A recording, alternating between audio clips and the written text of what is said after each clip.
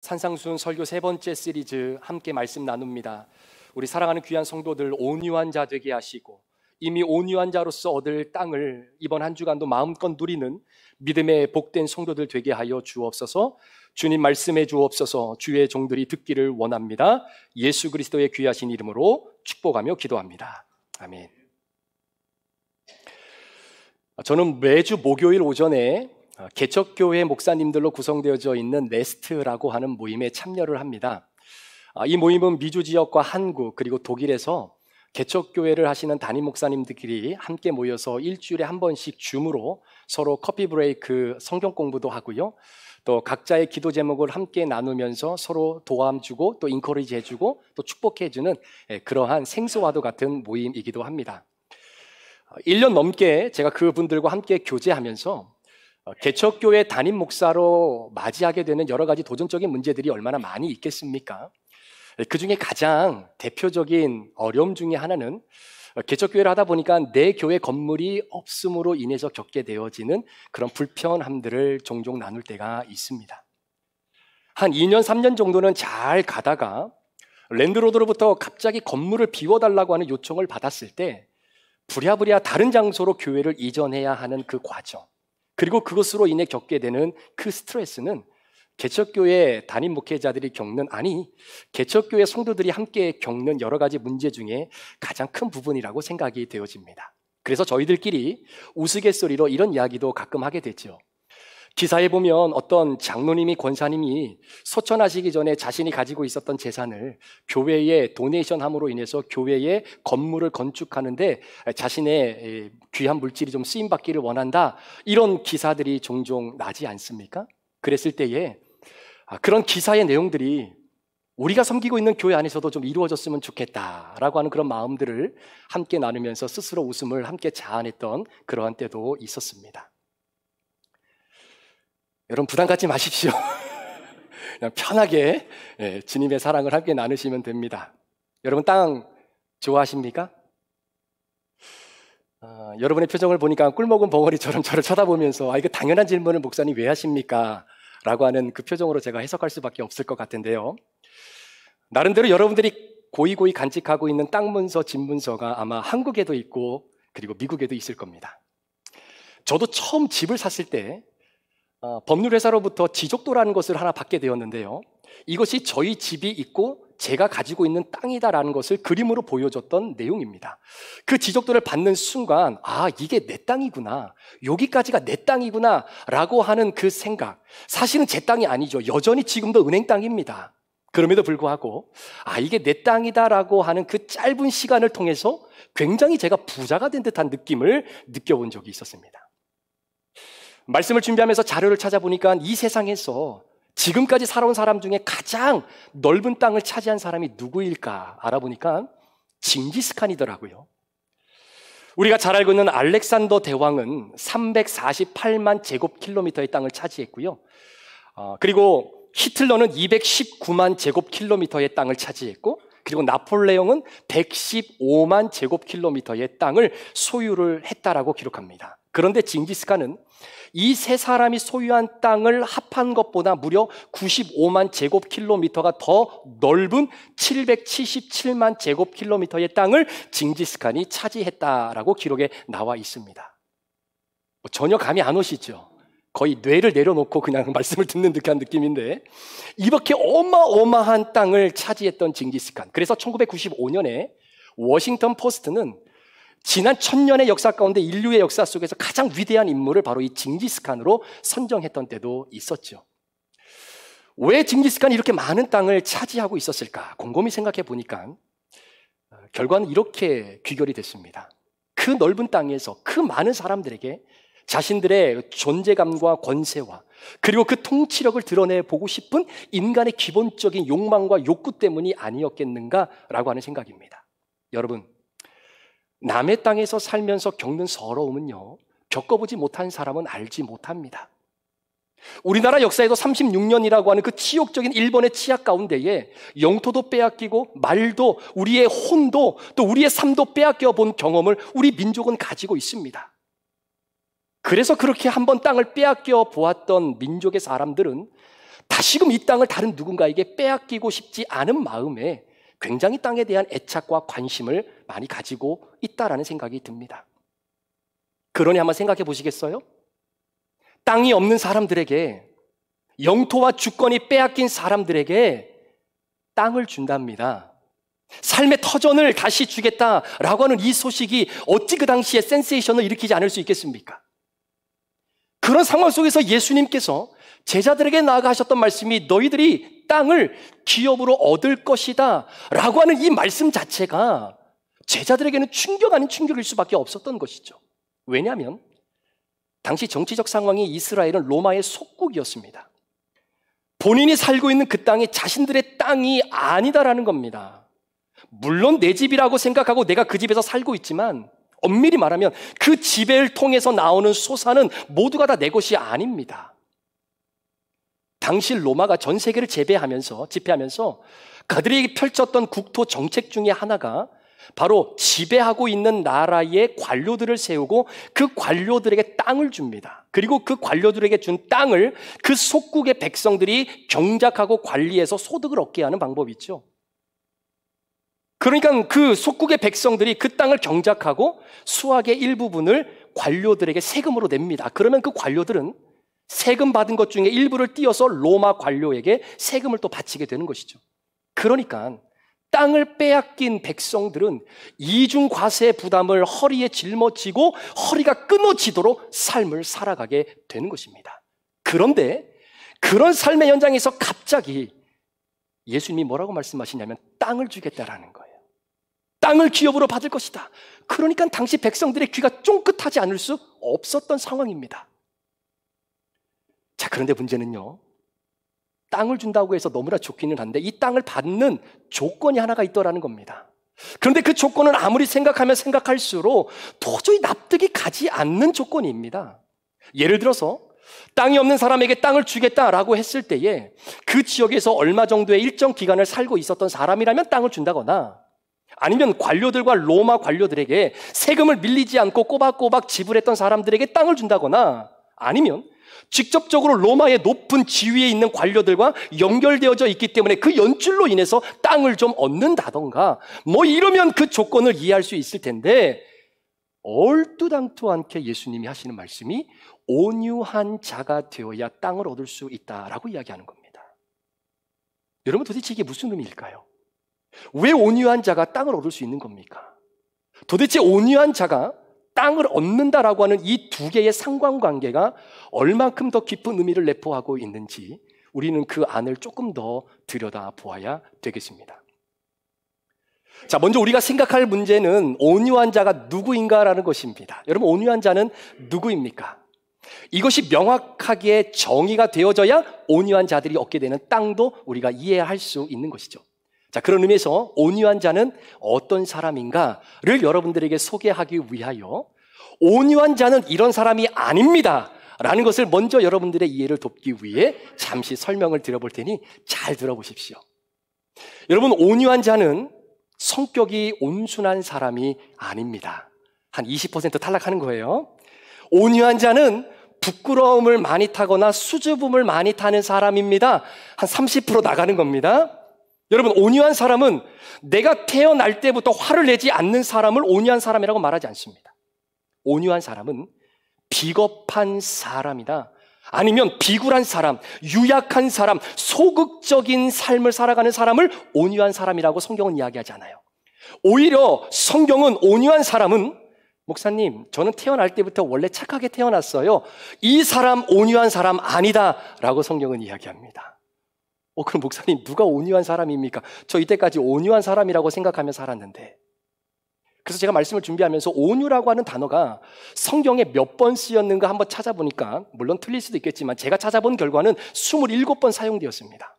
그런데 그 27번 사용되어졌던 성경 구절 가운데에 우리가 통상적으로 온유함은 이런 거지 라고 우리가 통상적으로 생각했던 의미와는 다르게 이렇게도 사용되어질 수 있구나 라고 하는 의미로 쓰여진 성경 구절 몇 개가 제 눈에 확 들어왔다라는 거예요. 예를 들면 갈라디아서 6장 1절 말씀입니다.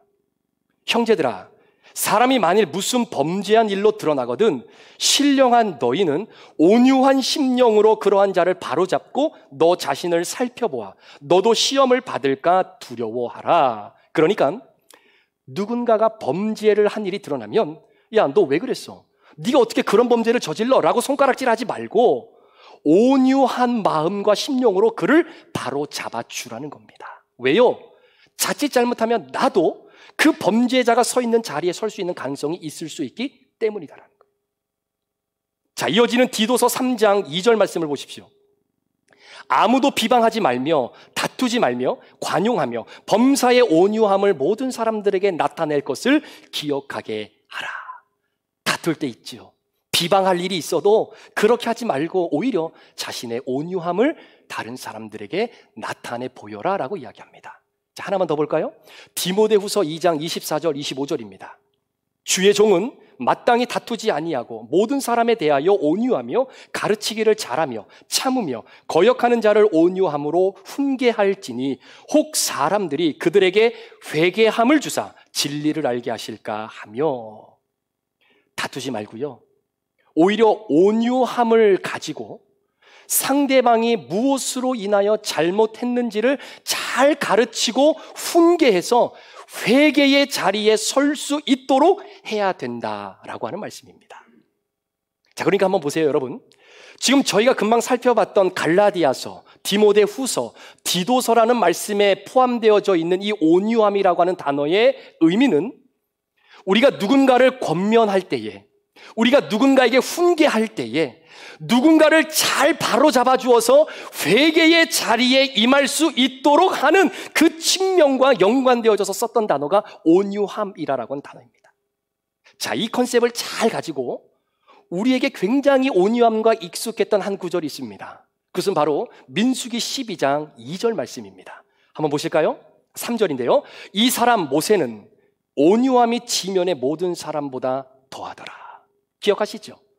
모세가 모든 사람들의 지면에 있는 온유함보다 더하더라. 여러분, 성경에는 온유의 대표적인 주자 두 사람을 우리에게 소개합니다. 첫 번째는 예수님이고요, 두 번째는 모세입니다. 자, 마태복음 11장 29절의 말씀에 보시면 나는 마음이 온유하고 겸손하니 나의 멍에를 메고 내게 배우라. 그리하면 너의 마음이 쉼을 얻으리니. 이 말씀 기억하시죠? 자, 온유와 관계에 대해서 예수님은 그러한 톤 치더라도 왜 하나님은 모세에게 이 사람의 지면에 있었던 그 온유함이 모든 사람보다 더 승하고 뛰어나다라고 말씀하셨던 이유가 무엇이었겠는가라고 하는 그 배경을 우리가 한번 생각해 볼 필요가 있다는 겁니다. 민수기의 말씀에 보면 미리암이라고 하는 모세의 누이입니다. 그가 모세를 향해 불만을 쏟아놓는 장면이 나오는데, 이유는 모세가 구스 여인, 이방 여인이죠, 흑인 여인, 그 여인을 자신의 아내로 맞이하는 행동 때문이었습니다. 이때 미리암과 모세의 형이었던 아론이 서로 합세를 하여서 모세의 행동을 격하게 비난하죠. 뭐라고 비난하냐면 민수기 12장 2절에 이렇게 비난합니다. 그들이 이르되 여호와께서 모세와만 말씀하셨느냐 우리와도 말씀하지 아니하셨느냐 하매 여호와께서 이 말을 들으셨더라. 모세가 들었는지 안 들었는지는 모르겠지만요, 누가 들어요? 하나님이 들으셨습니다. 자, 모세를 누가 변호해 주기 시작하냐면 하나님이 직접 모세를 변호해 주는데, 한번 들어보세요. 미리암아, 아론아, 잘 들어봐. 너희들 이스라엘 공동체 안에 만약에 선지자가 있다면 그 선지자에게 내가 꿈을 주고 환상을 통해서 내가 하고자 하는 이야기를 했을 거야. 그러나 내가 세운 종 모세는 달라. 나는 그와 직접 대면하고 애매한 말이 아니라 직접적으로 내가 그에게 내 마음을 전해주는 내가 세운 종, 내 종 모세야. 그런 모세를 니들이 사람 앞에 면박 주고 비방하고 비판을 해? 결과가 어떻게 됐습니까? 미리암은 그 순간 문둥병이 걸려버려요. 이유는 하나님이 세우신 종 모세를 비방하고 비판했기 때문입니다. 이때 이 모든 상황을 지켜보고 있었던 모세의 반응에 여러분들의 시선을 한번 집중해 보십시오. 미리암, 거봐라. 네가 감히 하나님이 세우신 종 나를 사람 앞에서 그렇게 면박을 주고 비판하고 비판했던 너 어디 너 한번 당해봐라 라고 하는 모세의 언행과 그의 인텐션이 성경 어디에 눈 씻고 찾아봐도 기록되어 있지 않다라는 겁니다. 오히려 문둥병이 걸려 힘든 인생을 살아가고 있는 자신의 누이 미리암을 향해 모세는 하나님에게 민수기 12장 13절에 이렇게 고백하죠. 모세가 여호와께 부르짖어 이르되 하나님이여 원하건대 그를 고쳐 주옵소서. 기도합니다. 하나님이 모세의 기도를 들어주셨고 미리암의 문둥병은 깨끗하게 나았습니다. 이 맥락 속에서 하나님이 모세에게 뭐라고 이야기하냐면 이 사람 모세의 온유함은 모든 지면의 사람의 온유함보다 뛰어나다라고 말씀하고 있다라는 거예요. 죄송하지만 여러분 이해하고 들어주십시오. 여러분 앞에 서 있는 담임 목사인 저는요, 모세처럼 기도하는 게 쉽지 않을 것 같아요. 나를 비방하고 깔아뭉개고 지금 밟아서 다시는 살아나지 못하게 만든 사람들을 향해 모세처럼 하나님 저들을 용서해 주십시오, 저들의 마음을 고쳐주세요 라고 기도하는 것이 굉장히 어려울 것 같아요. 오히려 하나님 저들도 똑같이 당하게 해주세요, 이 고통을 저들도 동일하게 경험하게 해주세요 라고 기도하는 것이 훨씬 더 쉬울 것 같은 사람이 여러분 앞에 서 있는 연약한 담임 목사 제 마음입니다. 그런데요, 모세는 미리암을 위해 기도합니다.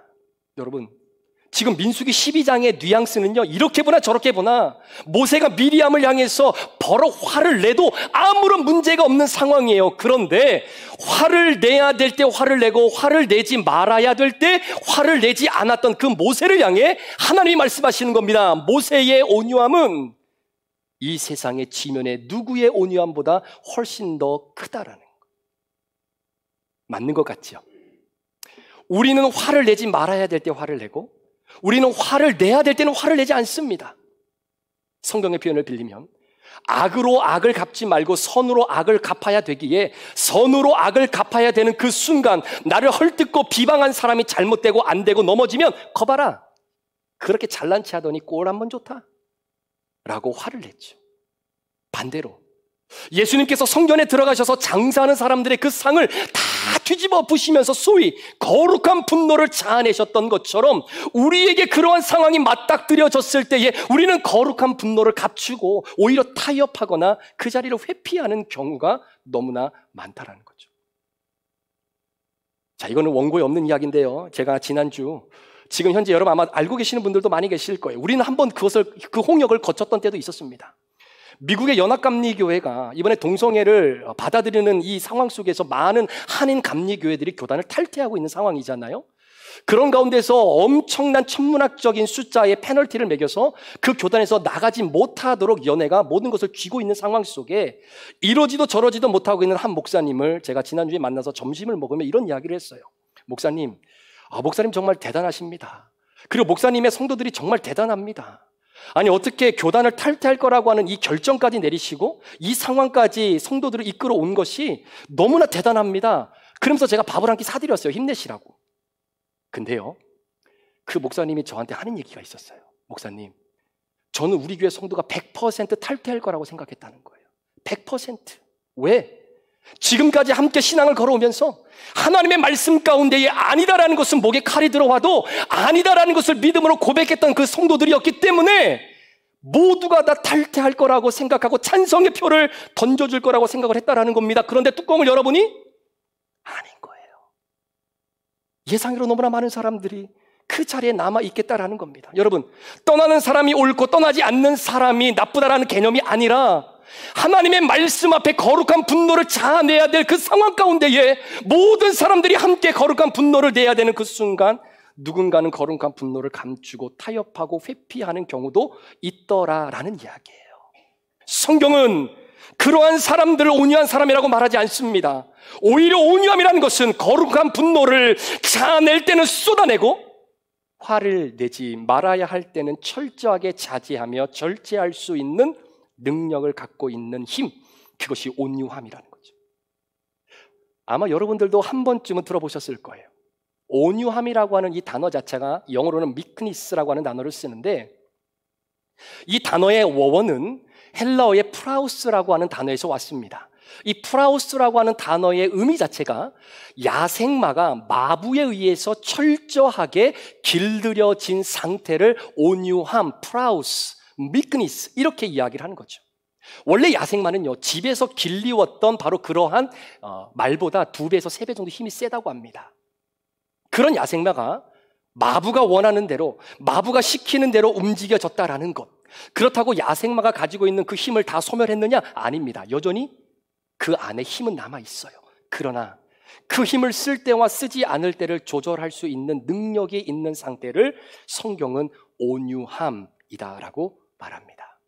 그러니까 갈라디아서, 디도서, 디모데 후서에 나와 있는 그 온유함, 누군가를 바로 세우고 누군가를 칭찬하고 누군가를 회개의 자리에 올 수 있도록 다시 한번 온유한 심령으로 그 영혼을 살려낼 수 있는 바로 그 사람, 온유한 사람, 미리암을 향해서 비판하고 질타하고 책망할 수 있었던 바로 그 모세, 그래도 문제가 없었던 상황이었지만 그 미리암을 위해 기도하며 그를 회개의 자리로 내어나갈 수 있도록 도와주었던 모세, 그의 온유함이 지면의 온유함보다 크다라는 거예요.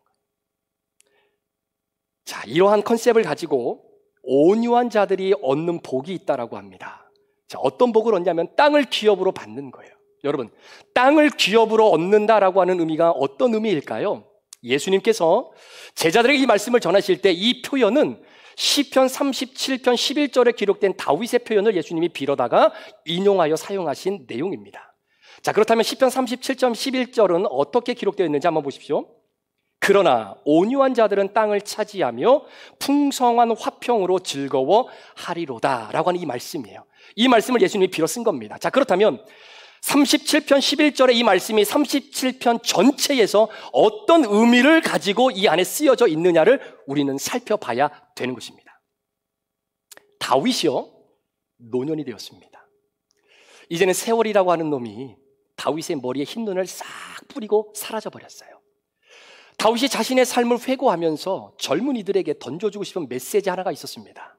그 메시지는 무엇이냐면 바로 악인이 형통하고 득세하는 상황에서 고통당하는 의인이 어떻게 이거를 대처할 수 있을 것인가에 대한 메시지의 핵심이 시편 37편의 내용입니다.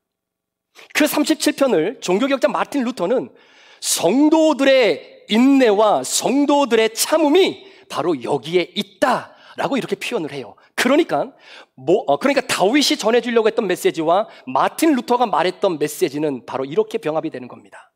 아무리 악인이 형통하고 득세하는 상황 속에서도 악인은 눈 깜짝할 사이에 결단난다는 거예요. 한때 악인이 이름을 날리던 사업장에서는 아무것도 남지 않게 된다는 겁니다.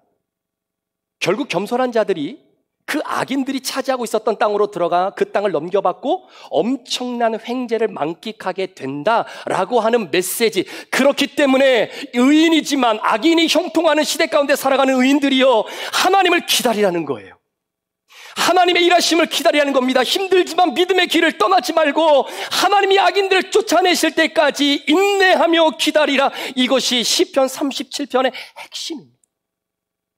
하나님께서 많은 사람들이 보는 가운데에 악인이 자리를 잃어버리게 되는 것을 의인인 우리로 하여금 보게 할 것이고, 그리고 그 자리를 우리에게 다시 채워지게 허락하신다라는 사실이죠. 여러분, 종종 느끼지 않습니까? 우리가 살아가는 이 삶의 터전에 악인들이 득세하는 모습, 악한 자들인데도 형통하는 모습, 우리 주변에도 많고요. 국제 정세에 돌아가는 상황들을 보면, 아니, 하나님 어떻게 저렇게 악한 자들이 저렇게 득세하는데도 하나님께서는 손 하나 깜짝하지 아니하십니까? 라고 하나님의 존재 자체인 신정론을 논할 수밖에 없는 상황들이 우리 주변에 얼마나 많이 있는지 모릅니다. 예를 들면 복음을 전하기 위해 오지에 들어가 복음을 전하다가 그 이슬람 단체들에게 잡혀 있을 때에 하나님 저 사람을 살려주십시오, 기적적인 방법으로 끄집어내주면 모든 사람들이 하나님을 알 텐데 왜 하나님이 안 계신 것처럼 그들의 목이 달아날 수밖에 없는 상황으로 이끌어 가십니까? 하나님의 의에 대한 퀘스천을 던져보는 우리의 삶의 이야기들이 너무나 많이 있다라는 거예요. 아무리 하나님의 이름을 애통한 심령으로 부르짖고 부르짖어도 하나님의 대답은 묵묵부답입니다. 예수 믿는 자로서 직장 생활, 사업을 이끌어가는 것 너무나 힘들고 어려워요. 새롭게 브릿지에서 신앙생활을 시작하면서 이제는 내가 정직하게 하나님 앞에서 인생을 살아야 되겠다라고 하는 그런 마음을 가지고 정직하게 사업을 하고 정직하게 직장 생활을 하는데 잃어버리는 손해가 너무나 많다라는 겁니다. 그런데 교회를 다니지도 않는 사람, 교회를 다니는지 안 다니는지도 모르는 사람, 아예 교회를 핍박하고 있는 사람, 그런 사람들은 이런저런 꼼수를 써가면서 너무나 편안하게 죄책감 없이 돈을 긁어 모으고 있는 모습을 보면 우라통이 터지지 않습니까? 그런데 시편 37편이 뭐라고 얘기하냐면요, 악한 자들이 잘 된다고 속상해하지 말래요. 불의한 자들이 잘 산다고 시샘하지 말랍니다. 마음 상해하지 말고 노여움 버리고 격분을 가라앉히고 불평하지 말래요. 만약에 그렇지 않으면 오히려 우리가 분노하고 격분하여서 우리가 우리 스스로 무너질 수 있기 때문이다라는 겁니다. 사라진답니다. 쇠하여진다라고 합니다. 오래가지 못하고 다 끊어진답니다. 누가요? 악인들이요. 악한 자들이요. 그러면 결국 그 땅에는 누가 남습니까? 누가 남아요? 온유한 사람들이 남는 거예요. 결국 하나님의 사람들만 남게 되어서 그 땅을 내가 차지하게 된다라고 하는 맥락이 저희가 땅을 기업으로 얻을 것이다라는 거예요. 자, 여기에 굉장히 중요한 메시지가 있는데요, 여러분이 온유한 자가 되었기 때문에 내가 땅을 기업으로 얻는다라고 했을 때 누군가의 땅을 내 땅으로 가지고 와서 내 땅이 넓어졌다라고 하는 차원으로서 땅을 기업으로 받는다라고 하는 의미가 아닙니다. 많은 성도들은 선하게 살면 하나님이 복을 주실 거라고 하는 생각을 갖고 살아요. 그래서 때로는 선하게 살기 위해서 손해도 보고 억울함을 당하기도 하고 무시를 당할 때도 있습니다. 그런데 앞에서 말씀드렸던 것처럼 온유한 사람은 착한 사람이 아닙니다. 여러분, 착하게 살 필요 없으세요. 이유가 뭐냐면요, 저와 여러분은 원래 착한 사람이 아닙니다. 원래 착한 사람이 아닌 자들이 착하게 살려니 얼마나 힘들겠습니까? 착하게 사는 것으로 보상받을 생각이 있으시다면 그 생각을 접으십시오. 여러분이 착하게 살기 때문에 다른 사람이 예수 믿는 것이 아닙니다. 오히려 내가 하나님 앞에 온유한 자로 섰을 때에 하나님이 나를 통해서 그 사람에게 역사하는 줄 믿으시기를 주의 이름으로 축원합니다. 지금은 악한 자들과 함께 서 있는 거예요. 악한 자들과 함께 서 있는 그 땅이 지금은 내 땅이 아니었습니다. 그러나 그 악한 자들을 하나님이 몰아내 주시고 쫓아내 주시고 그 악한 자들이 차지하고 있었던 그 땅에서 그들을 절단내 주시니까 그 땅이 비어 있는 거죠. 그러나 이전까지는 내 땅이 아니었지만 악한 자들이 떠나고 난 이후에 온유한 여러분들에게 그 땅을 주는 그 땅이 여러분의 땅이 되는 겁니다. 지금 여러분이 살고 있는 그 땅이에요. 여러분이 두 발을 딛고 살아가는 그 땅, 그 땅이 온유한 자가 얻는 땅이라는 겁니다. 여러분이 살아가는 그 삶터, 그 땅이 여러분의 땅인 것이에요. 아멘이십니까? 여러분의 땅이라고 하는 것은 여러분이 땅을 얻은 사람이라는 이야기입니다. 여러분이 땅을 얻은 사람이라고 하는 것은 여러분들이 온유한 사람이다라고 하는 뜻이죠. 따라서 그 땅을 얻은 온유한 사람으로서 하나님이 주신 그 땅에서 만족하며 사시기를 축복합니다. 그 땅을 얻게 하신 하나님을 인정하시고요, 그분의 통치를 받아들이십시오. 힘들지만 하나님이 나를 만들어 가시고 길들여 가시는 방법대로 내 삶을 들여 그렇게 길들여지는 인생으로 살아가기를 주의 이름으로 축복합니다. 더도 말고 덜도 말고 하나님께서 허락하신 땅에서 감사하게 살아갈 때 내게 땅을 허락하신 하나님만 바라보고 그분을 기뻐하고 그분을 즐거워하게 되는 인생, 그러니 사랑하는 여러분, 지금 우리에게 준 이 땅도 너무나 감사하죠. 그러나 더 많은 땅을 가지기 위해 누군가를 짓밟아서는 안 되는 겁니다. 하나님이 나에게 주신 이 땅에서 누리게 하는 은혜가 너무나 많은데 더 많이 누리고자 누군가를 힘들고 남의 소유를 빼앗아서는 안 된다라는 거예요. 내게 주신 삶의 터전에서 감사함으로 우리가 최선을 다하여 살아갈 때 우리가 착한 행실을 통해 다른 사람이 예수 믿는 것이 아니라 바로 여호와 하나님 앞에 내가 서 있다라고 하는 바로 그 코람 데오의 정신, 아노피온드 데오의 정신, In the presence of God, 하나님의 임재 앞에서 오늘도 내 인생이 드러나며 살아가고 있다라고 하는 그 온유한 자로 살아갈 때 여러분들을 통해서 그 영혼에게 역사하여 예수 믿게 하시는 그 하나님의 은혜를 누리며 살아가는 여러분의 만족된 인생 되시기를 주의 이름으로 축원합니다. 그래서 유진 피러슨 목사님이 메시지 성경에 오늘 본문을 마지막으로 이렇게 번역을 해 놓은 이유가 여기에 있는 겁니다. 제가 한국말로 읽어볼게요. 더도 말고 덜도 말고 지금 너의 모습에 내 스스로가 만족할 때 너는 복된 사람이야. 이유는 내가 돈으로 살 수 없는 모든 것에 당당한 주인이 되었기 때문이다. 더 가지려고 하지 마십시오. 더 누리려고 하지 마십시오. 하나님이 여러분들에게 주신 그 온유한 자로서 얻은 그 땅은요, 여러분의 가정의 땅입니다. 여러분의 자녀들의 땅이에요. 여러분의 회사와 직장의 땅, 여러분 남편으로서 내가 갖고 있는 땅, 아내로서 갖고 있는 땅, 부모로서 갖고 있는 땅, 우리 시카고 브릿지 교회가 갖고 있는 우리 땅, 하나님이 우리에게 이 땅을 주셨습니다. 온유한 자로 살아가도록 이 땅을 주신 그 하나님의 은혜에 만족하며 감사하는 한 주를 살아가게 될 때에 우리의 삶이 그렇게 궁핍하지 않을 거예요. 무엇인가를 더 갖고 더 누리기 위해 누군가를 짓밟고 힘들게 살아가야 되는 그 삶의 방식을 내려놓고 하나님께서 허락하신 이 온유한 땅에 최선을 다해 살아가게 될 때에 하나님의 놀라운 축복이 이번 한 주간 저와 여러분의 삶 가운데 아름답게 펼쳐질 줄 믿습니다. 이 믿음의 고백을 가지고 온유한 자로서 이번 한 주간 주님이 주시는 기업의 땅을 마음껏 누리며 그분을 기뻐하는 복된 한 주간의 삶이 되시기를 우리 구주 예수 그리스도 이름으로 축복합니다. 기도하시겠습니다.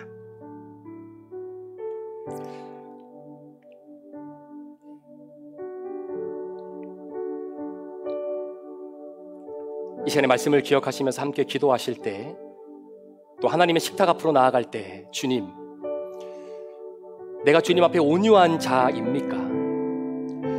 온유한 자에게 자동으로 하나님이 주시는 복이 있는데 내가 온유한 자가 되지 못함으로 내 힘으로 땅을 넓혀가려고 내 능력으로 땅을 얻어내려고 사는 인생은 아니었는지, 주님, 그래서 너무 힘듭니다. 그래서 삶이 너무 지옥 같습니다. 이 삶을 내가 어떻게 영위해 나가는지 하나님, 눈물 흘리지 않고는 하루를 마무리할 수밖에 없는 그 연약한 환경 속에 내가 놓여 있습니다. 그런데 오늘 말씀을 통해 깨닫게 됩니다. 주님 앞에 서는 온유한 자가 되게 하여 주옵소서. 하나님, 나를 하나님께서 다시금 세워주시고 그 높은 곳에 세워주심으로 말미암아 악인들이 득세하고 형통했던 그 모든 자리가 사라지고 그 땅이 내 땅이 되어지는, 그래서 온유한 자로 하나님 앞에 영광 올리는 인생 될 수 있도록 하나님께 길들여진 인생 되게 하시고, 남편이 아내에게, 아내가 남편에게, 부모가 자녀가, 자녀가 부모에게 쓸 수 있는 모든 힘과 능력을 절제하며 조절하게 하시고 함께 믿음으로 아름답게 세워나가는 일에 우리의 모든 것들을 투자하며 나아가는 아름다운 믿음의 가정들이 될 수 있도록 하나님, 우리 가정을 온유한 가정으로 지켜주옵소서. 우리 그런 마음으로 이 시간 함께 주님 앞에 결단하며 온유한 자가 되도록 하나님, 나를 도와달라고 하나님 앞에 잠시 기도하며 우리 주님의 성찬 앞으로 함께 나아가겠습니다. 기도합니다. 하나님 아버지, 감사합니다. 주님,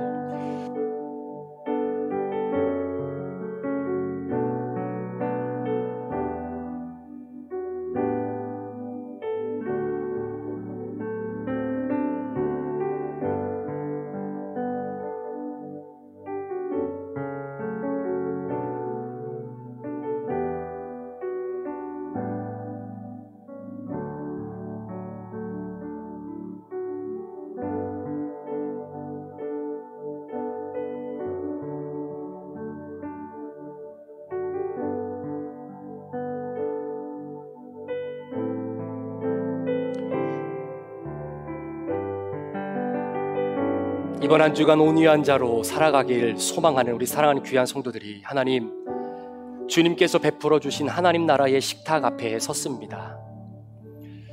주님께서 나를 위해 찢기시고 흘리신 이 몸과 피가 결국에는 하나님 앞에 온유한 자로 주님께 철저하게 길들여진 인생으로 살아가도록 우리 주님이 아버지 하나님 앞에서 그렇게 인생을 사셨던 것처럼 우리도 그 주님의 삶을 본받기를 원합니다.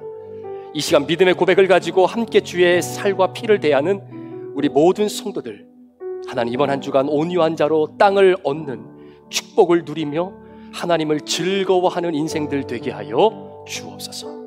모든 영광 우리 주님 앞에 올려드리며 이 귀한 음식을 베풀어 주신 우리 구주 예수 그리스도의 귀하신 이름으로 기도합니다. 아멘. 예수님께서 6월절 마지막 날 십자가에 못 박혀 돌아가시기 전에 제자들과 함께 식탁을 나누시면서 떡을 떼어 제자들에게 나누어 주시며 말씀하셨습니다. 받아 먹으라. 이것은 내 몸이니라.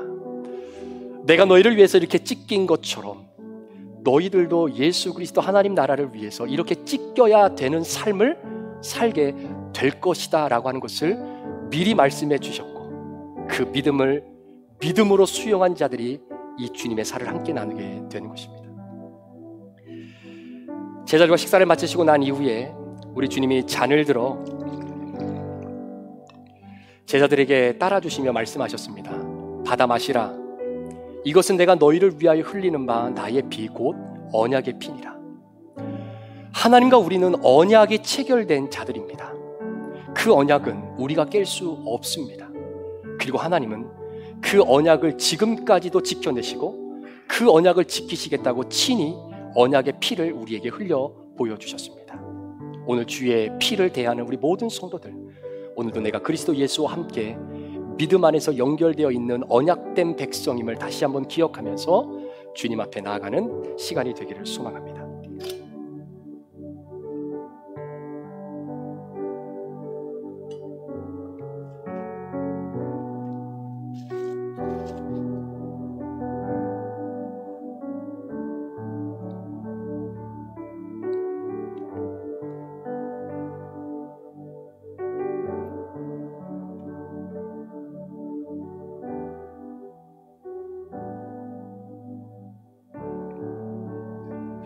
우리 기도하는 마음으로 우리 뒷부분부터 우리 성도님들의 질서에 맞춰서 함께 나오셔서 함께 주님의 살과 주님의 피를 함께 대하도록 하겠습니다. 주의 살과 피를 대하는 이 언약 백성으로서의 하나님의 귀한 사랑을 우리가 다시 한번 기억하면서 우리도 이번 한 주간 온유한 자로 다른 누군가를 훈계하고 가르치고 교훈하여서 회개의 자리까지 인도할 수 있다면 이렇게 예수님처럼 내 몸이 찢기고 내 피를 흘릴 수 있는 바로 그러한 믿음의 고백을 가지고 함께 이번 한 주간 온유한 자로 살아내기를 소망합니다. 우리 예수님께서 우리 사랑하는 성도님들 한 분 한 분을 위해 찢기신 몸이요 흘리신 피입니다. 믿음으로 함께 이 성찬을 대할 때에 하나님의 놀라운 기적의 역사가 여러분의 인생과 여러분의 삶 가운데에 아름답게 펼쳐진 은혜가 있기를 주의 이름으로 축원합니다. 우리 장로님들을 위해 흘리신 예수님의 살입니다. 우리 장로님과 집사님과 권사님과 사모님을 위해 흘리신 예수님의 피입니다. 나를 위해 흘리신 예수님의 살과 또 나를 위해 찢기신 예수님의 피, 믿음으로 함께 대하면서 주님의 언약을 다시 한번 기억하고 그 언약 속에 내가 오늘도 있음을 믿음으로 선포하며 온유한 자로 이번 한 주간 많은 땅의 기업을 나누는 복된 인생 되시기를 축복합니다. 우리 사랑하는 집사님을 위해서 찢기신 예수님의 몸입니다. 우리 사랑하는 권사님을 위해 찢기신 예수님의 몸입니다. 우리 사랑하는 간사님을 위해 찢기신 예수님의 몸입니다. 우리 사랑하는 권사님을 위해 찢기신 예수님의 몸입니다.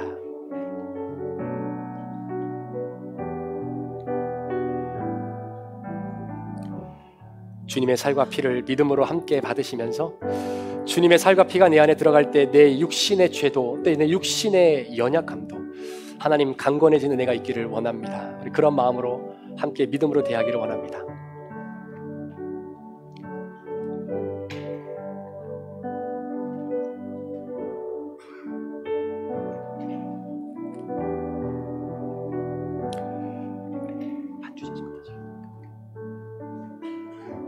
우리 한 분도 빠짐없이 우리 주님의 살과 피를 함께 대하는 천국 가족으로 함께 여러분들이 서로 삶을 나눠주시기를 바랍니다.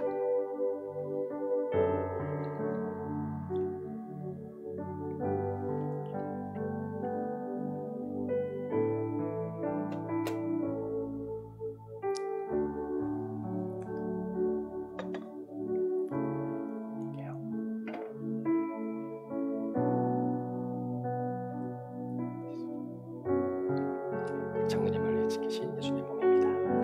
우리 장로님을 위해 지키신 예수님의 몸입니다.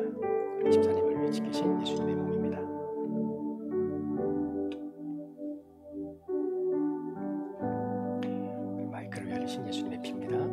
우리 장로님을 위해 흘리신 예수님의 피입니다. 우리 장로님을 위해 흘리신 예수님의 피입니다. 우리 집사님을 흘리신 예수님의 피입니다. 우리 반주자님 맡으려.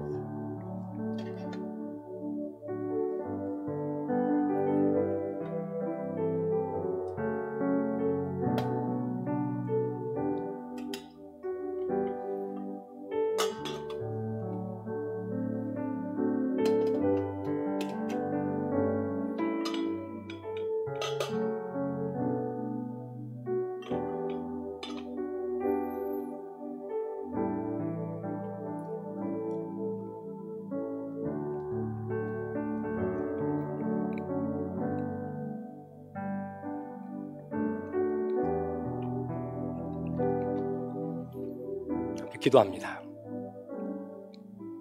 존귀하신 하나님 아버지, 오늘도 주님 앞에 우리가 언약단 백성임을 다시 한번 기억하며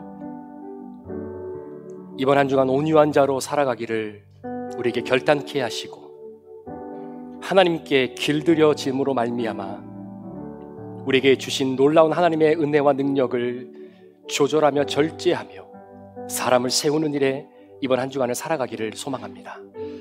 내 모습 이대로 주님 앞에 나가지만 주님 있는 모습 그대로 받아주시고 주님과 늘 동행하며 주님의 임재 안에서 하나님 앞에서 코람데오의 정신으로 하나님 앞에 온유한 자로 살아가는, 그래서 주님이 주시는 그 땅의 기업을 온전히 누리며 살아가는 축복의 한 주가 되게 하여 주옵소서. 모든 영광 우리 주님 앞에 올려드리며 이 모든 말씀 우리 구주 예수 그리스도의 존귀하신 이름으로 축복하며 기도합니다. 아멘. 우리 다 자리에서 일어나셔서 우리 함께 마지막 찬양 드리시고 축도로 예배 마치도록 하겠습니다.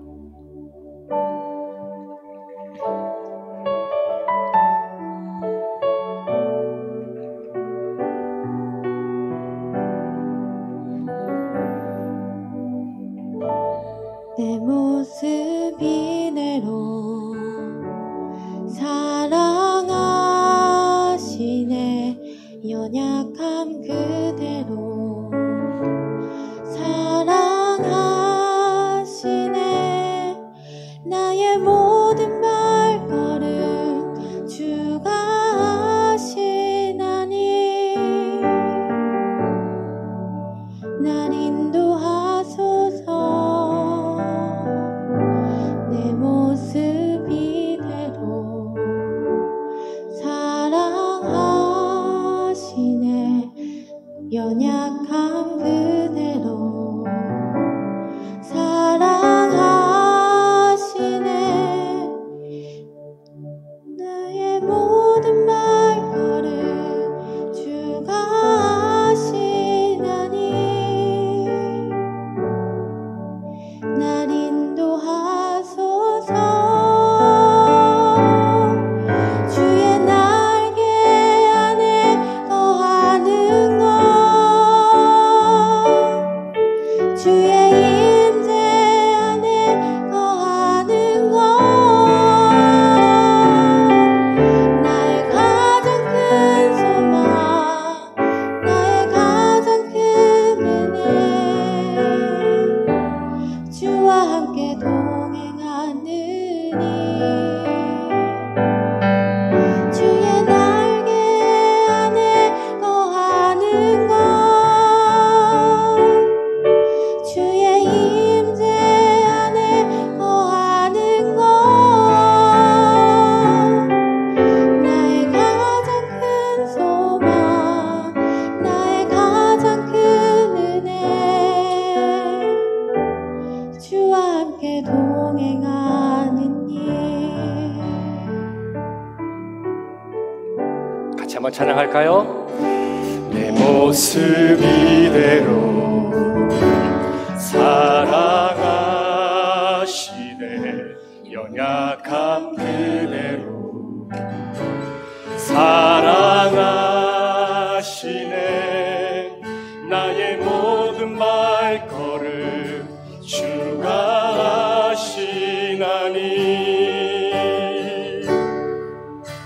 날 인도하소서.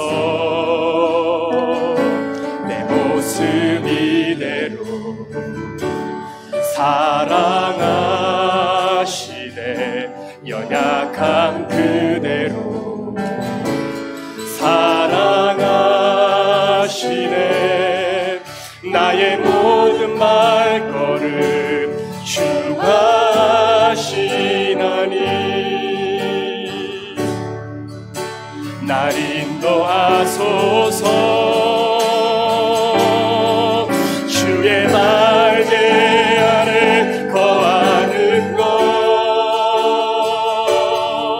주의 임재 안에 거하는 것,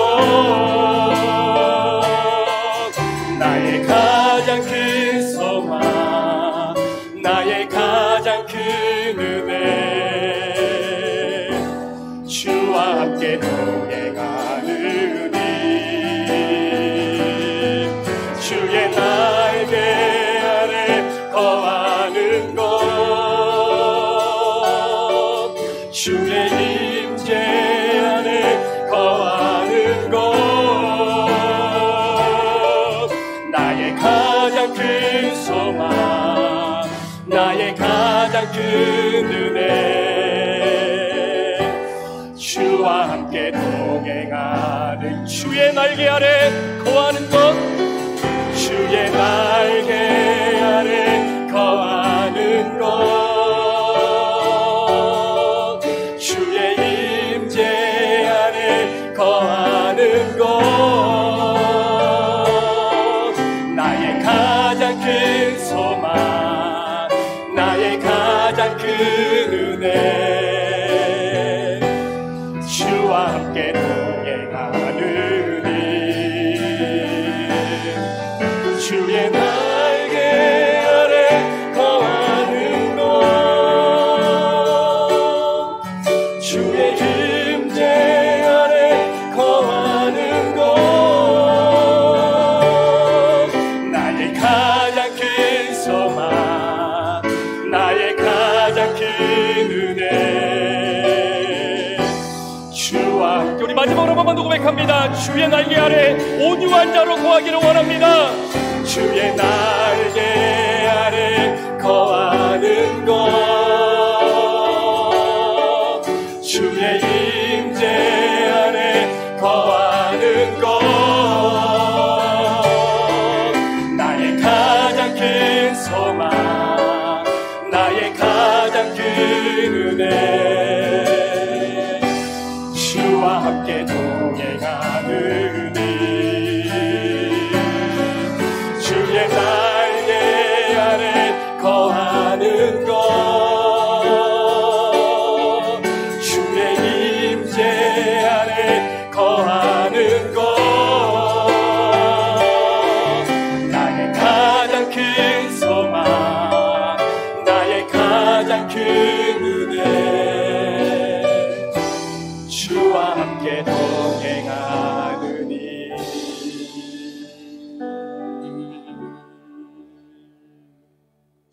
지금은 우리 구주 예수 그리스도의 귀하신 은혜와 우리 아버지 하나님의 무한하신 사랑하심과 성령님의 감화감동 충만 교통 위로하시고 내주하심의 역사가 하나님의 손에 길들여진 인생으로 살아가며 많은 사람들을 회개의 자리로 이끌어 하나님이 쓰시는 믿음의 귀한 일꾼으로 함께 나아가기 위하여 주님 주신 온유함을 절제하며 아름답게 사용하기를 소망하는 우리 모든 성도들 머리머리 위에, 이들의 가정과 직장과 사업터 위에, 우리 자녀들과 우리 선교사님들과 태중의 생명들 위에 지금부터 영원토록 함께 계시기를 간절히 축원하옵나이다.